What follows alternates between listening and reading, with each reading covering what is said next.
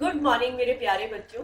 आज की क्लास में हम स्टार्ट करेंगे रोटेशनल डायनेमिक्स और in this part we are going to do application of uniform circular motion. Now the question is कि इस टॉपिक में हमें करना क्या है application of uniform circular motion में। देखिए बेटा, इस टॉपिक के अंदर आपको व्हीकल्स की वेलोसिटी कैलकुलेट करनी है डिफरेंट डिफरेंट केसेस में। Of course you know very well, जब भी आपका व्हीकल आप अपने व्हीकल से ट्रैवल करते हैं तो उसमें क्या होता है, एक सेफ स्पीड होती है। हमें क्या करना है, उस सेफ स्पीड को ही कैलकुलेट करना है। किस किस केस में? Vehicle along the horizontal circular track, wall of death and a vehicle on a bank road. इन तीनों केसेस के अंदर हम व्हीकल्स की वेलोसिटी कैलकुलेट करेंगे। बट आज की क्लास में हम ये दो टॉपिक्स लेंगे, vehicle along the horizontal circular track and wall of death. तो of course before starting the derivation हमें चार कंपोनेंट को देखते हैं कि कौन कौन से कंपोनेंट हैं जो डेरिवेशन के लिए बहुत इंपॉर्टेंट है। अब मान लीजिए कि आपका व्हीकल है, इस तरीके से ट्रैवल कर रहा है, ओके, स्ट्रेट पाथ में, कोई भी पाथ ले सकते हैं, हमें डिस्कस सर्कुलर पाथ करना है। बट अभी हमारा व्हीकल कोई भी स्टेशनरी पोजीशन पे है, ओके। तो हम ये देखते हैं इस पे कौन कौन से फोर्सेस लग रहे हैं। आंख बंद करके आपको लिखना है डाउनवर्ड डायरेक्शन में कौन सा फोर्स लग रहा है, gravitational force. That is very very important और आपको इसकी वैल्यू भी पुटअप करनी है m/g, ओके। तो ये हुआ फर्स्ट फोर्स जो कहाँ लग रहा है, डाउनवर्ड डायरेक्शन में। इसके बाद आता है एक बहुत इंपॉर्टेंट फोर्स, सेंट्रीफ्यूगल फोर्स। तो guys you know very well कि अगर मान लीजिए आपका व्हीकल यू सर्कुलर पाथ में ट्रैवल कर रहा है, सर्कुलर पाथ में इस तरीके से ट्रैवल कर रहा है, तो उसमें सेंटर की तरफ सेंट्रीपिटल फोर्स लग रहा है, ठीक है। और इसमें क्या लग रहा है, फ्रिक्शनल फोर्स भी लग रहा है टायर्स के बीच में और रोड के बीच में भी। एंड इसी के साथ में इसमें एक बहुत इंपॉर्टेंट फोर्स लगता है जो व्हीकल्स को बाहर की तरफ ढकेलता है, that force is centrifugal force. तो ये फोर्स कहाँ लगेगा, आउटसाइड द सर्किल। तो यहाँ पे हमको एक फोर्स और कंसीडर करना है, कौन सा force, centrifugal force. And centrifugal force का फॉर्मूला क्या होता है, mv²/r। अब यू नो वेरी वेल कि यहाँ पे अगर आउटवर्ड डायरेक्शन में सेंट्रीफ्यूगल फोर्स लग रहा है तो ये अपोजिट डायरेक्शन में कौन सा फोर्स लगेगा, सेंट्रीपिटल एंड फ्रिक्शनल फोर्स। तो यहाँ पे अपोजिट डायरेक्शन में कौन सा फोर्स लग रहा है, फ्रिक्शनल फोर्स। और आप इसको इस तरीके से भी ले सकते हैं कि मान लीजिए आपका व्हीकल आगे की डायरेक्शन में चल रहा है, आपका व्हीकल आगे की डायरेक्शन में चल रहा है तो बैकवर्ड डायरेक्शन में कौन सा फोर्स लगेगा, फ्रिक्शनल फोर्स लगेगा, okay. And last one force is reaction force. Reaction force क्या लगता है, बॉडी के हेड पे। अभी मेरी बॉडी क्या है, स्ट्रेट है, तो यहाँ पे रिएक्शन फोर्स बॉडी के हेड पे लगा। इन केस मान लीजिए बॉडी का हेड इस तरीके से है, आप लेटे हुए हैं, आपका फेस इस तरीके से है, तो जो ये रिएक्शन फोर्स है ये इस साइड लग जाएगा। आप टिल्टेड पाथ में जा रहे हैं, आप टिल्टेड पाथ में जा रहे हैं, तो जो ये रिएक्शन फोर्स है ये इस तरीके से बॉडी के हेड पे लगेगा। मतलब जो ये रिएक्शन फोर्स होता है ये हमारी बॉडी की पोजीशन के अकॉर्डिंगली चेंज होता रहता है। बट ये जो ग्रेविटेशनल फोर्स है ये बॉडी के पोजीशन के अकॉर्डिंगली चेंज नहीं होगा, ठीक है। ये कहाँ रहेगा, हमेशा डाउनवर्ड डायरेक्शन में रहेगा। आपको जो फोर्सेस की वैल्यू पुटअप करनी है वो क्या क्या पुटअप करनी है, यहाँ पे ग्रेविटेशनल फोर्स की वैल्यू पुटअप करोगे mg, सेंट्रीफ्यूगल फोर्स की वैल्यू पुटअप करोगे mv²/r, और फ्रिक्शनल फोर्स की वैल्यू पुटअप करोगे μ/n, okay. What is mu, mu is the coefficient of frictional force, coefficient of static friction, and n is the reaction force. तो यहाँ पे हमने चारों फोर्सेस को अच्छे से समझा। The first one is gravitation force, the second one is reaction force जो कहाँ लगता है, बॉडी के हेड पे लगता है। The third one is static frictional force, जहां पे हमारा व्हीकल ट्रैवल कर रहा है उसकी अपोजिट डायरेक्शन में लगेगा। And last one is centrifugal force जो कहाँ लगता है, सेंटर से बाहर की तरफ लगता है। Now we can do our derivation. तो सबसे पहले हम फर्स्ट सीन लेके चलते हैं, vehicle along the horizontal circular track. तो देखते हैं इसका एग्जैक्टली मीनिंग क्या है। हमारा व्हीकल तो सर्कुलर ट्रैक में है बट हमें क्या लेना है, एक हॉरिजॉन्टल पाथ को ही कंसीडर करना है। इस केस में अगर आप अपनी बुक में देखेंगे तो उसमें कहीं पे भी सर्कुलर ट्रैक नहीं बनाया हुआ है, उसमें क्या किया है, इस तरीके से स्ट्रेट पाथ को लेके चला है। तो वहां पे मीनिंग यही है कि जो हमारा ट्रैक है वो सर्कुलर ट्रैक है बट हम जो कंसीडर करेंगे वो क्या करेंगे, हॉरिजॉन्टल पार्ट को ही कंसीडर करेंगे। अब देखिए यहाँ पे व्हीकल की पोजीशन है, ये इस तरीके से हमारा व्हीकल ट्रैवल कर रहा है, तो ऑफ कोर्स इसमें कौन कौन से फोर्सेस लगेंगे, हमें यहाँ पे कौन कौन से फोर्सेस को कंसीडर करना है जो व्हीकल्स की वेलोसिटी के लिए बहुत इंपॉर्टेंट रोल प्ले करते हैं। The first one is gravitation force, जो कहाँ पे लग रहा है, डाउनवर्ड डायरेक्शन में, जिसकी वैल्यू क्या है, F equal to mg। The second one is reaction force. अब देखिए हमारी बॉडी क्या है, स्ट्रेट है, तो जो रिएक्शन फोर्स है बॉडी के हेड पे लग रहा है, तो रिएक्शन फोर्स किधर लगा, अपवर्ड डायरेक्शन में।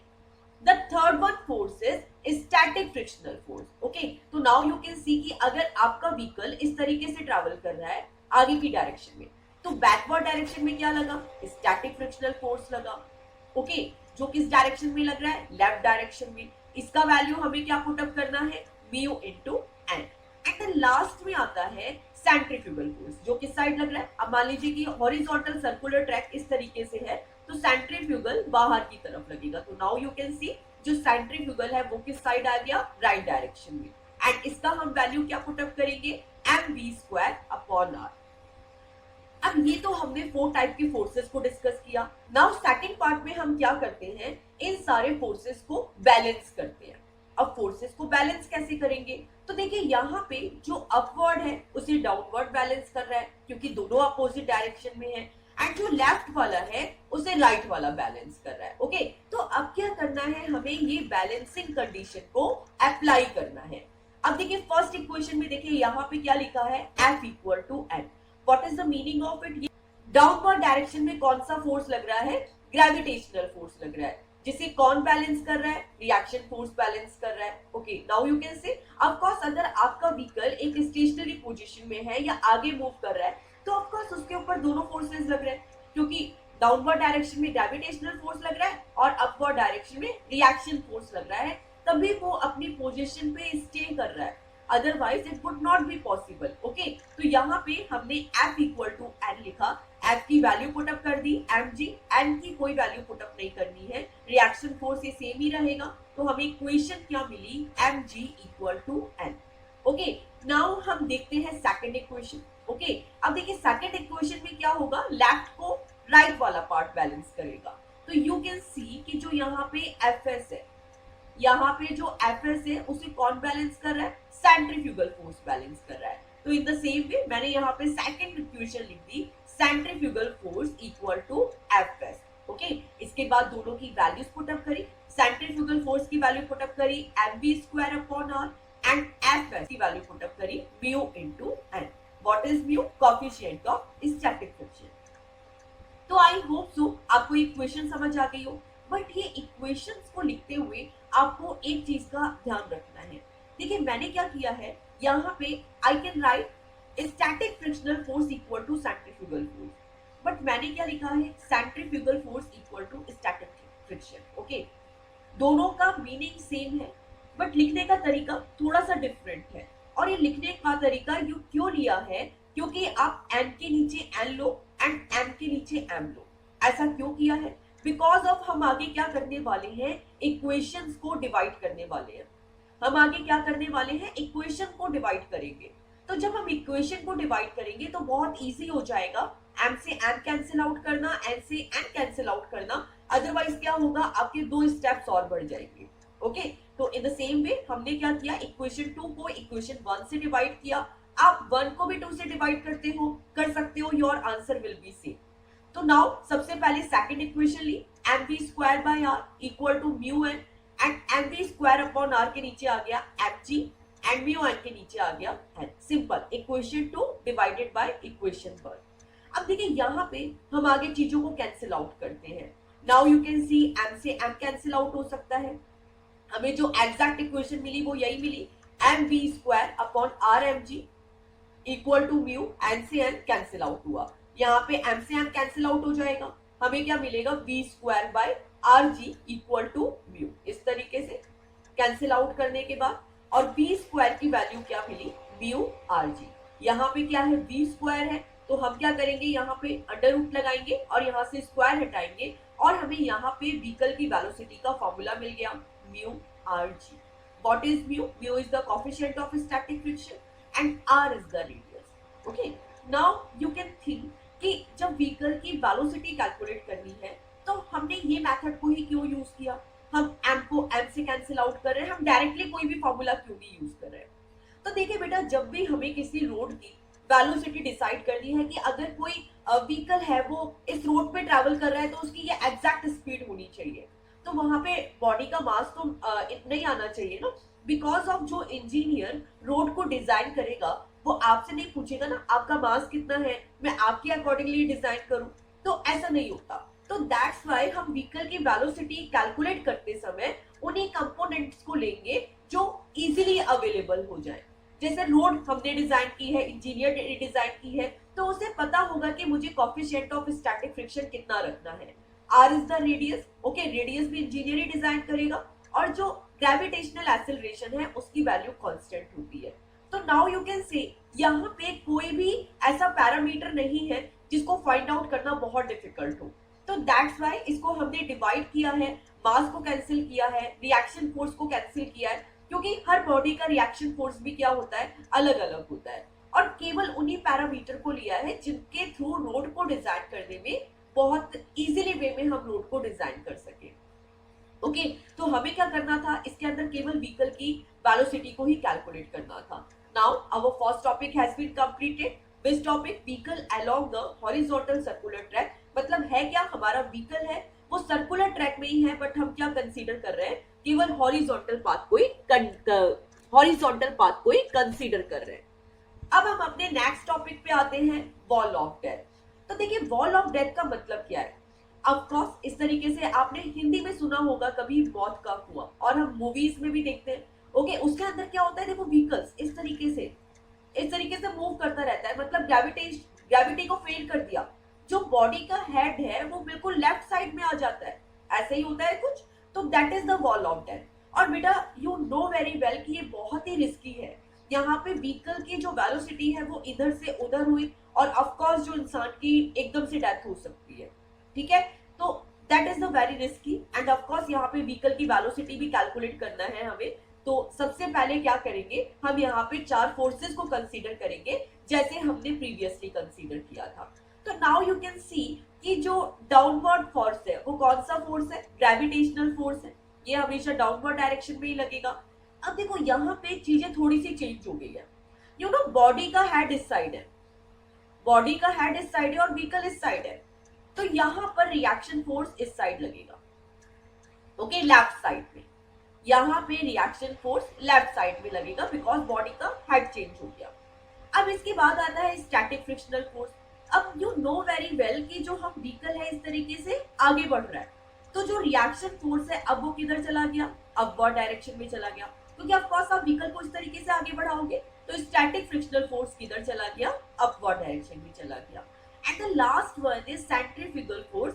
ऑफ कोर्स यहाँ पे सेंटर होगा, ठीक है, तो बाहर की तरफ क्या लगेगा, सेंट्रीफ्यूगल फोर्स। एंड हम क्या करते हैं, इसको एरो डायग्राम से शो कर सकते हैं। तो नाउ यू कैन से ऊपर की साइड स्टैटिक फ्रिक्शनल फोर्स लग रहा है, नीचे की साइड ग्रेविटेशनल फोर्स लग रहा है, लेफ्ट साइड में रिएक्शन फोर्स लग रहा है, एंड राइट साइड में सेंट्रीफ्यूगल फोर्स लग रहा है। ओके, यहाँ पे you have to write in this way 4 type of forces in body. कौन कौन से फोर्सेस हैं, ग्रेविटेशनल फोर्स है जो डाउनवर्ड डायरेक्शन में है, इसकी वैल्यू लिखी F equal to mg। Reaction force जो लेफ्ट साइड में लग रहा है उसको एज इट इज n से लिखेंगे। स्टैटिक फ्रिक्शनल फोर्स जो ऊपर की डायरेक्शन में लग रहा है इसकी वैल्यू पुट अप करेंगे Fs इक्वल टू μn।